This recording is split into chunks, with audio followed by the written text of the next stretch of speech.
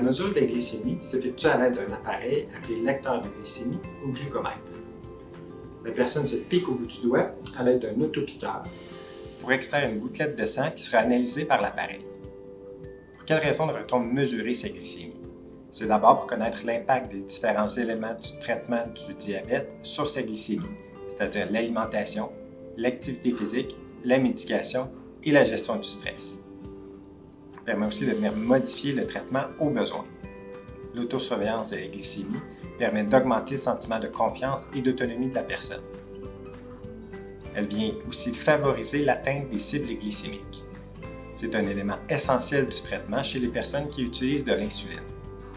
Pour bénéficier des avantages de la mesure de la glycémie, chaque personne diabétique devrait recevoir un enseignement personnalisé effectué par un professionnel de la santé. Cet enseignement couvrira différents éléments, notamment les caractéristiques de l'appareil sélectionné, la bonne technique d'utilisation du lecteur de glycémie, les éléments à surveiller pour l'horaire et la fréquence de mesure de la glycémie, et enfin, comment réagir aux résultats qui sont obtenus.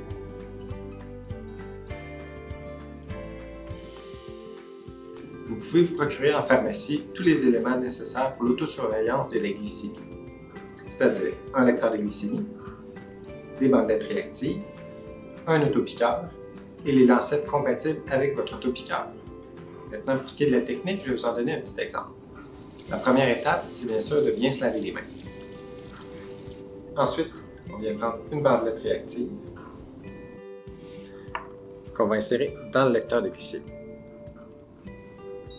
Celui-ci reconnaît la bandelette et m'invite à y appliquer une gouttelette de sang. Je prends mon autopiqueur et j'y insère une lancette neuve. Je retire la petite protection, je replace le capuchon. La plupart des autopiqueurs permettent différents réglages. L'idée est de prendre le plus petit réglage vous permettant confortablement d'extraire une gouttelette de sang. Armer mon autopiqueur.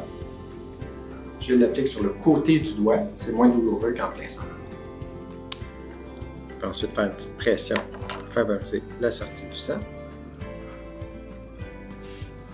On applique la gouttelette de sang sur la bandelette.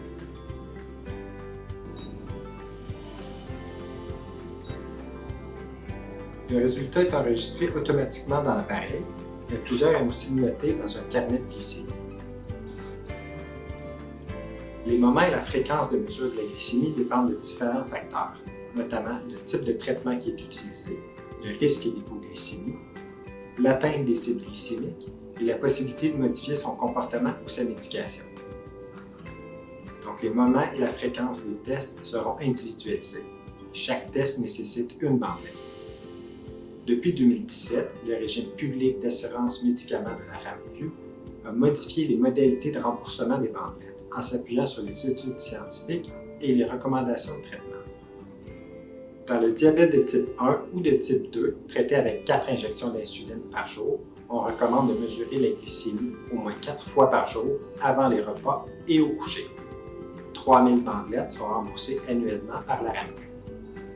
Dans le diabète de type 2, traité avec un médicament sécrétagogue de l'insuline, on recommande de mesurer la glycémie lorsque des symptômes d'hypoglycémie sont présents. 400 bandelettes sont remboursées chaque année par la RAMQ.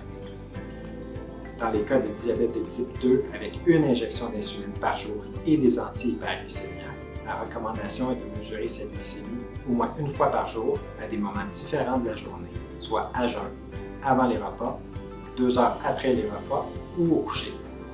3000 bandelettes sont remboursées annuellement par la RAMQ. Dans les cas de diabète de type 2, traités avec les habitudes de vie ou avec des anti-hyperglycémiens sans risque d'hypoglycémie, on recommande de mesurer la glycémie une fois par jour dans les 6 premiers mois suivant le diagnostic de diabète. La mesure de la glycémie est généralement non requise par la suite, à moins de situations particulières. 200 bandelettes sont remboursées annuellement dans ces cas. Des bandelettes supplémentaires peuvent être remboursées par la RAMQ dans des cas nommés situations d'exception. L'ajout d'un nouveau médicament qui influence la glycémie est un exemple de situation d'exception. Dans ces cas, le médecin traitant ou le pharmacien doivent remplir une demande qui sera étudiée par la RAMQ. Pour les personnes qui reçoivent 200 ou 400 bandelettes par année, un ajout de 100 bandelettes peut être accordé dans les situations médicales qui le justifient. Chez les personnes qui reçoivent 200, 400 ou 3000 bandelettes par année, un ajout de 100 bandelettes en dernier recours peut être justifié dans un cas où la demande serait étudiée.